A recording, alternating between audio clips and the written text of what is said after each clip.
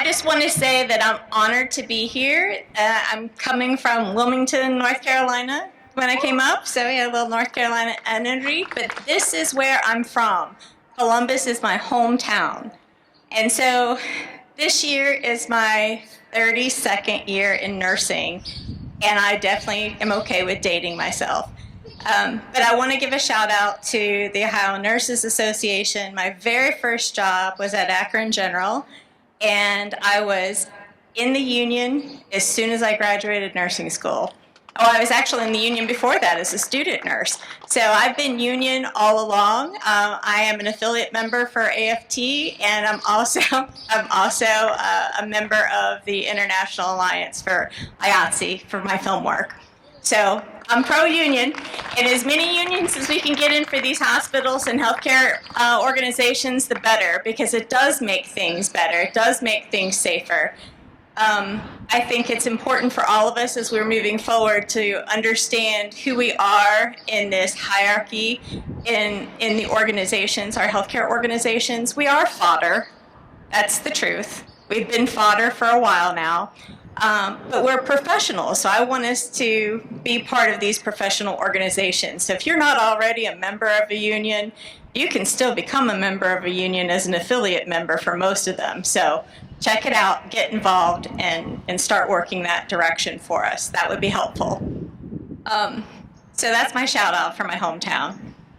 Now, I wanted to talk today a little bit about my conversation with Ron. One of the things I felt sad about was that we were passing this baton of loss onto their family. And we've known about the dark underbelly of healthcare for a very long time. And we keep inducting these families into this community of loss that shouldn't be happening anymore. And I can see the awareness on the brothers and sisters and their family, aunts and cousins, of how it's weighed on them. And I appreciate so much that they were able to channel this into some activism to bring us all here together today. So, I want to just give them that honor to be able to say, I'm sorry that you're inducted into our crappy membership of grief and loss, but we're so glad that you're here to help us as we help everyone else, because we are the helpers, and we need help too. So, we talk about this piece about us being these healthcare heroes. That, yes, we do heroic things, but at the end of the day, we're just everyday average people. And we hurt, and we have stress, and we have families and responsibilities just like everyone else.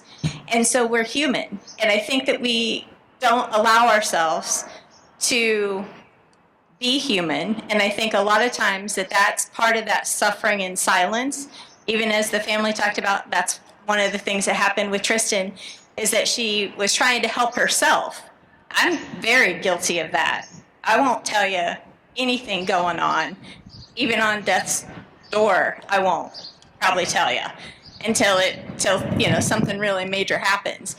But I think that's part of our nature, and it's also part of how we've been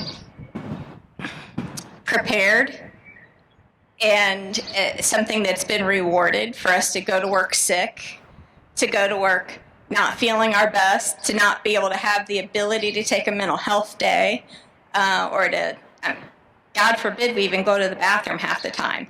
You're basically eating lunch in the bathroom as you're trying to just pull it together, dry some tears, and get back out there and do the job. That's if you're lucky in a day. I've done 32 years, and like I said, my first job was in Akron General. But before I moved to North Carolina, my last job was with Ohio Health, one of the big conglomerates here. And I'm going to tell you, it was tough. I worked critical care and cardiac unit, and it broke me before COVID ever came along. The things that's been exposed by COVID have been going on for quite some time. And in that time, I hurt my shoulder. And we talk about where have all the nurses gone? Well, I'll tell you where they went. They've either been burned out, they've been injured out, and they're retiring out. That's where we are. And that's been part of the issue. And so I'll tell you, for me, I fought so hard. I was doing my job and loved my job. It's been rewarding and challenging, and but it's also been frustrating and sad sometimes, and just flat out devastating. All those things can be true all at the same time in one shift. But this shoulder injury took me away from the bedside.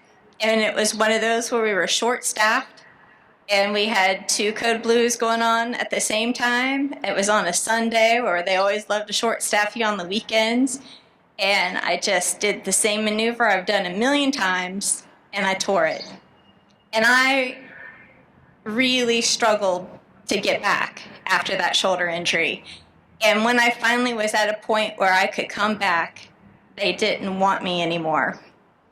Because I was getting older, I was 40, and they did not want to see, they don't want to rehabilitate those nurses that have gotten injured out. But, the other thing that I forgot to mention is where we go is also when I say injured out, I don't want to forget workplace violence and injuring out. I've had friends who've been beaten to a pulp, 2 friends. I had a friend who was stabbed. I've had many, many people that I know, and including myself, I've gotten injured many times from violence at work. And it was part of the thing that they tell you to accept, right? It's that piece of like we said, it's victim blaming. What did you do wrong? What you could have done differently? And we don't actually teach that in nursing school, which is one of the things I hope that we start changing workplace violence prevention education. It is okay to defend yourself if your life is at risk. If you do not have to take it. And I think a big part of this is because it's a gendered profession, even though we have plenty of males in our profession, but traditionally it's a female profession. And what they say with that is, what I mean to say with that is, we're actually supposed to take it. We're less than, right? We're the gender who has domestic violence, who has crimes in the street committed against you, rape, mugged, all the things. So we get used to this is our lot in life, and that's been something that's going to take us a long time to change. It's really about us and how we prepare our nursing students moving forward, and how we give ourselves the ability to fight for our own lives. And it's okay to take care of yourself. It's okay to take care of yourself. It's okay to defend yourself. It's okay. So you've heard from these other nurses, and we've all kind of stepped away from bedside. Not because I didn't want to stay at bedside. We all kind of still grieve that. We loved bedside. That's what you got into it for. That's what I got into it for. And it's hard. It's an unworkable job. So I look at this now, and I think back at my time at Ohio Health, and I wanted to lift up my friend Michael, who, if you work in healthcare, then you know that the team that you work with, they're family, and sometimes they get on your nerves so bad, but you love them, and you would defend them to the nth power. You would just be there. When that code blue button goes off, you're all there for each other. And Michael was that. He was like a brother who got on my nerves all the time, but I loved him very much. And he was disciplined in with the nursing office, got called in, and he was a great nurse. Didn't really understand why all these punitive disciplinary measures were happening, but he got called in, and he left that day. And when he left work, he went and took care of one of my other friends who's a single mom, mowed her grass, went over and took out some trash cans for one of our other nurses, as family would, right? You take care of each other. So he's going around doing all these wonderful chores at our houses while we're not gone, or while we're at work and not home. And then he went to a hotel room, and he cut his wrist in a bathtub and died. And I remember getting the news and feeling so sad, but also feeling so angry that we didn't have mental health services available for our workplace. And this is 10 years ago, so certainly before our COVID piece. And just like we've talked about these other nurses that have died before that, it wasn't just COVID. This has been going on for such a long time. And I remember going to the nursing home, or the funeral home, and being in line, and I was right behind the nurse manager and the director of nursing. And I heard them talking disparagingly about the situation while they were doing their duty to go to the funeral home at the viewing. And when I heard it, I tapped them on the shoulder and said, Michael was my friend and my coworker. If you can't at least be reverent right now, then just leave, because we don't want you here. The family is not gonna want you here for this. And they left. And we were glad to see that. So then, we all held each other and we were together, but it was a loss of family.